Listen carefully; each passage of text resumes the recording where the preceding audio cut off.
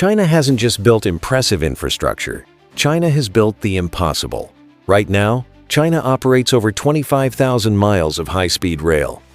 You heard that right, 25,000 miles. That's enough track to wrap around the entire Earth and still have nearly 2,000 miles left over. The engineering behind what you're about to hear makes everything the Western world has built look like a rehearsal. And it starts with something you can't see, can't touch, but can't escape: China's social credit system infrastructure. Imagine a surveillance network so vast, so deeply embedded into the physical fabric of a country, that the infrastructure alone is an engineering marvel most nations couldn't dream of building. China has installed over 1 billion surveillance cameras across its cities. You heard that right, 1 billion. That's roughly one camera for every 1.4 people in the entire country. But the cameras are just what you can see. Underneath every major city runs a network of data centers, fiber optic highways, and AI processing nodes, all engineered to talk to each other in real time. The facial recognition hardware mounted on street poles, subway gates, and building entrances isn't just plugged into a wall. It's wired into a unified national grid of behavioral data collection that required years of physical construction to build out. Every node, every server farm, every edge computing unit had to be physically designed, manufactured, and installed at a scale that has no parallel anywhere on Earth. But this was just the beginning of what China was willing to engineer, because the next project didn't monitor the land, it reshaped it entirely. Three Gorges Dam. Picture the most powerful power plant ever built by human hands. Now double it. You're still not close to what China pulled off on the Yangtze River. The Three Gorges Dam stretches 1.4 miles across and stands over 600 feet tall. Its concrete volume is so massive that engineers had to design a custom cooling system embedded directly into the structure, because concrete that thick generates its own heat as it cures, and without intervention, it would crack itself apart from the inside out. But here's where the engineering gets terrifying. The dam sits in a seismically active zone. So every single design decision, the curvature of the wall, the thickness of the base, the placement of the 26 turbines inside, had to account for the possibility of the ground moving beneath it. The construction required relocating over 1 million people and displacing an entire river ecosystem. The workforce operated around the clock for over a decade to complete it. And what they built generates enough electricity to power a city of 80 million people every single year. But reshaping a river was nothing compared to what came next. Because the next project started with nothing but open water and ambition. Dongting HG-14 project. You've built on solid ground your whole life. You've never had to think about what's underneath you. China didn't have that luxury with the Dongting HG-14 project, and they built anyway. This project sits not on land, but in the sea. 8 kilometers off the coast of Dongting in Shandong province, in the shallow coastal waters of the Yellow Sea. Depths between 1 and 4 meters, not deep enough to feel safe, not shallow enough to feel like solid ground, just enough water to make everything 10 times harder. But the tension wasn't just in the depth.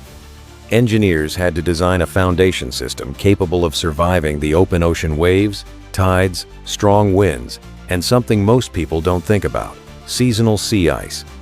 Every one of the 11,736 steel piles driven into that seabed had to be calculated to hold against forces that don't stop. Ever. Then came the real problem. This wasn't a sheltered lagoon or a reservoir. This was open sea, and the structure had to be engineered to last decades in one of the harshest marine environments on the planet: marine-grade steel. Cathodic protection systems against corrosion, platforms locked rigid against currents that never rest. What they built on that water is 2,934 solar platforms, each one 60 meters by 35 meters, covering 1,223 hectares of open sea, over 2.3 million bifacial solar panels. 1 full gigawatt of power, the world's largest offshore solar farm, fully online in December 2025. A $1.2 billion structure that generates 1.78 terawatt-hours of electricity every single year, enough to cover 60% of the entire Kenli district's power demand. And because China doesn't waste space beneath those panels, in the water between the platforms, they're farming fish, shrimp, and sea cucumbers. Solar above, life below. Gansu wind farm. You've seen wind turbines before. A few dozen lined up across a hillside, spinning lazily in the breeze. What China built in the Gobi Desert makes that image laughable. The Gansu wind farm is the largest wind energy installation on the planet. At full build-out, it is engineered to produce over 20 million kilowatts of power. To put that in perspective, that's enough energy to power the entire state of New York twice. But the engineering challenge here wasn't just scale, it was location. The Gobi Desert is one of the most punishing environments on Earth. Brutal temperature swings, relentless sandstorms, and terrain so remote that getting construction equipment and turbine components to the site was itself a logistical engineering problem that took years to solve. Every single turbine foundation had to be individually engineered for shifting desert soil. The transmission infrastructure required to carry that power out of the desert and into China's national grid stretches for hundreds of miles through terrain that had never seen a power line. Then came the hardest part. Integrating that much intermittent wind energy into a live national grid without destabilizing it required an entirely new class of grid management engineering, and China solved it. But solving the sky was nothing compared to what they had to solve underwater. Kong-Zhuhai Macau Bridge. You think you know what a long bridge looks like. You don't. Not until you've heard about a structure that stretches 34 miles across open ocean, disappears underwater, and resurfaces on the other side. The Kong-Zhuhai Macau Bridge is the longest sea crossing ever built, but the bridge itself is only part of the story. In the middle of the crossing, the structure dives beneath the surface into a 1-mile underwater tunnel engineered so that massive container ships can pass overhead without interruption. That transition, from bridge to tunnel and back to bridge, required a level of precision engineering that had never been attempted at this scale anywhere in the world. The foundations were driven into the open seabed of the Pearl River estuary, in water up to 100 feet deep, in a region that sits directly in the path of Pacific typhoons. Every single support column had to be designed to absorb the kind of lateral forces that would flatten most structures entirely. Then came the seismic calculations. The crossing sits near active fault lines, meaning the entire 34-mile structure flexes by design. But the most staggering part wasn't what was built above the water. It was what was assembled beneath it. And what China moved next made the ocean look easy because they came for the land itself.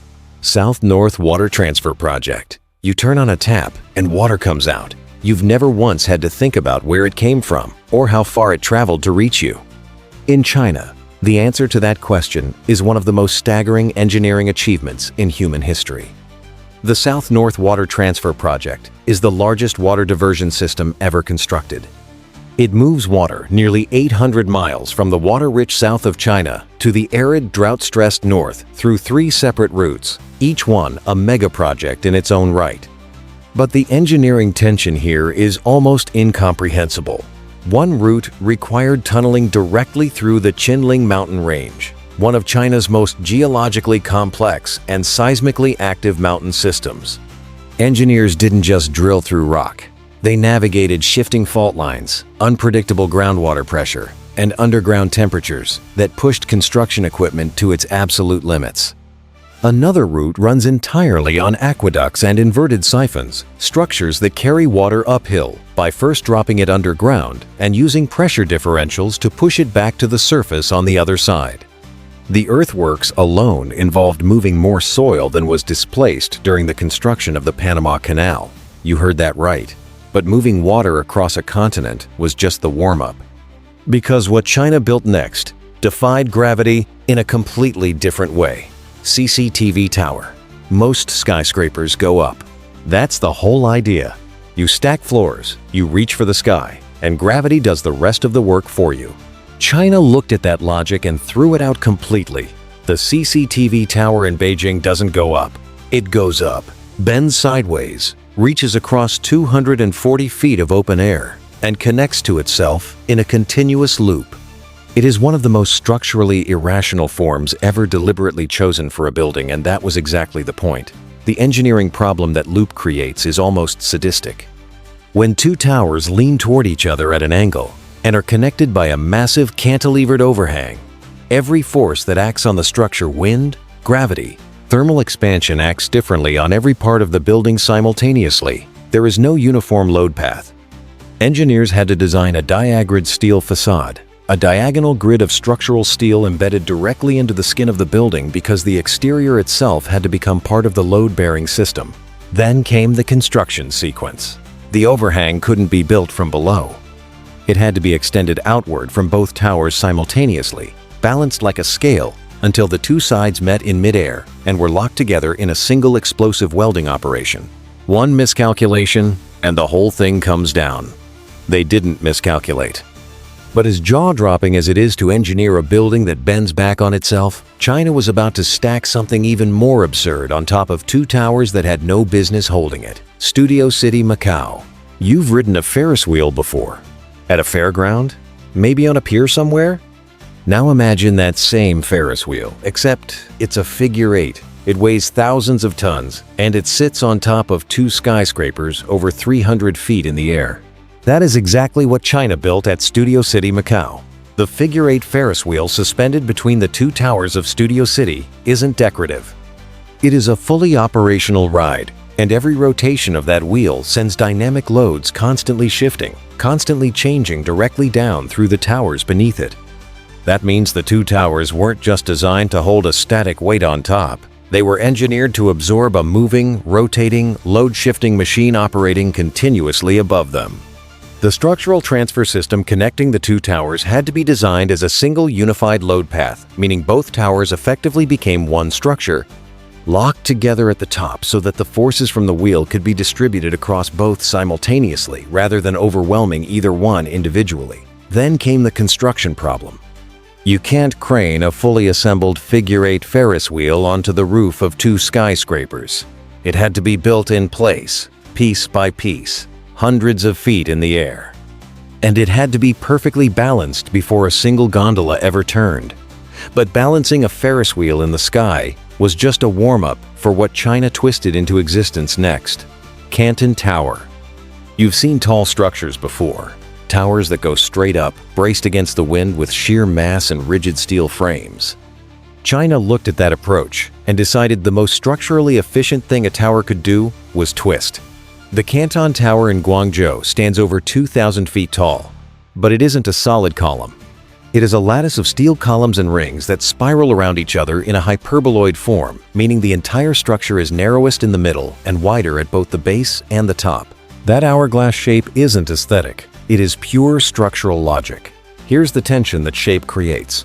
A hyperboloid lattice generates its strength not from mass, but from geometry. Every diagonal steel member in that skin is working in tension or compression at all times, transferring loads down through the twist rather than straight down through a solid core. That means if a single connection point in that lattice is miscalculated, the load redistribution cascades through the entire structure. Engineers had to calculate the precise angle of every twist, every ring, every diagonal member, because the geometry itself was the engineering. Then came the foundation challenge. A structure that wide at the base, sitting on the soft alluvial soil of the Pearl River Delta, required a foundation system so deep and so precisely engineered that the piles alone took years to complete. But what rises above that foundation is one of the most geometrically sophisticated structures ever built. And what China designed next didn't just twist through the air, it swallowed it entirely. Daxing Airport. You've walked through an airport before. Long corridors, endless gates, a ceiling somewhere above you that you never really think about. Now imagine a terminal so large that its roof is a single continuous surface spanning over 1,800,000 square feet, with almost no columns underneath it holding it up. Beijing Daxing International Airport is shaped like a starfish from above. 5 sweeping fingers extend outward from a central hub, and the entire roof flows across all of them in one unbroken structural skin. The central dome alone spans over 180 feet, without a single interior support column beneath it. But here's where the engineering becomes something else entirely. That roof isn't just spanning empty space, it is simultaneously acting as a thermal envelope, a structural shell, and an acoustic surface, all engineered into a single curving form. The geometry of the curves was calculated so that the roof loads travel down through the skin itself rather than through vertical columns, meaning the shape of the roof is what holds the roof up. Then came the underground problem. Beneath the terminal, a fully operational high-speed rail station was integrated directly into the foundation, meaning the entire building had to be engineered to absorb train-induced vibrations without transmitting them up through the floor and into the structure above. The sequencing alone took years to coordinate. But engineering a roof that holds itself up was just the beginning of China's obsession with structural forms that shouldn't work but somehow do. Beijing National Stadium, the bird's nest. You've seen steel structures before. Grids, frames, trusses, all of it organized, logical, and predictable. The bird's nest looks like someone took all of that logic, crumpled it into a ball, and welded it into a stadium. And somehow, it holds up 90,000 people. The Beijing National Stadium is wrapped in a lattice of interwoven steel beams that appear completely random, but that randomness was engineered down to the millimeter. Every single beam in that chaotic exterior lattice is a load-bearing structural member. None of it is decorative. The apparent disorder on the outside is actually a precisely calculated web of forces, each beam transferring load to the next in a continuous path that eventually reaches the ground. But here's the tension that design creates. When you engineer randomness, you can't rely on repetition. Every single steel connection in the bird's nest is unique.